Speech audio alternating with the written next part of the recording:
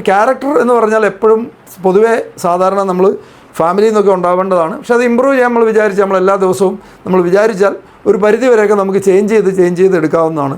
അതായത് ഏറ്റവും നല്ല സിറ്റുവേഷനിൽ കാര്യങ്ങൾ പോകുന്ന സമയത്ത് ക്യാരക്ടർ ഒന്നും പ്രശ്നമല്ല.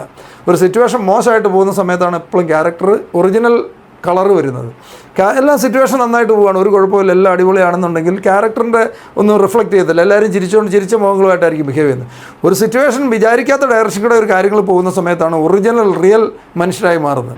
നമ്മൾ കണ്ടിട്ടില്ലേ, നമ്മൾ വളരെ ജെനുവിനാണെന്നും വിചാരിച്ചിരിക്കുന്ന വളരെ നിലവാരമുള്ള വളരെ ക്വാളിഫൈഡ് ആയിട്ടുള്ള ആൾക്കാരൊക്കെ ചില സിറ്റുവേഷനിൽ അവരൊക്കെ റിയാക്ട് ചെയ്യുന്ന കാണുമ്പോൾ തന്നെ അയ്യോ ഇവരൊക്കെയാണോ ഞാൻ ഇത്രയും കാലം ഈ ലെവലിൽ കണ്ടിരുന്നത്, നമുക്ക് തന്നെ നമ്മളോട് പുച്ഛം തോന്നിപ്പോകുന്ന ചില സാഹചര്യങ്ങൾ ഉണ്ടാകാറുണ്ട്. ചില സമയത്ത് അയ്യോ ഇവരെയൊക്കെയാണോ ഞാൻ ദൈവം പോലെ കണ്ടിരുന്നത്, ഇത്രയും ഉണ്ടായിരുന്നുള്ളൂ എന്ന് ചിലപ്പോൾ നമുക്ക് തോന്നിപ്പോകും. ഇപ്പോൾ ക്യാരക്ടർ എന്ന് പറഞ്ഞാൽ എപ്പോഴും പൊതുവേ സാധാരണ നമ്മൾ ഫാമിലിയിൽ നിന്നൊക്കെ ഉണ്ടാവേണ്ടതാണ്. പക്ഷേ അത് ഇമ്പ്രൂവ് ചെയ്യാൻ നമ്മൾ വിചാരിച്ചാൽ നമ്മൾ എല്ലാ ദിവസവും നമ്മൾ വിചാരിച്ചാൽ ഒരു പരിധി വരെയൊക്കെ നമുക്ക് ചേഞ്ച് ചെയ്ത് എടുക്കാവുന്നതാണ്.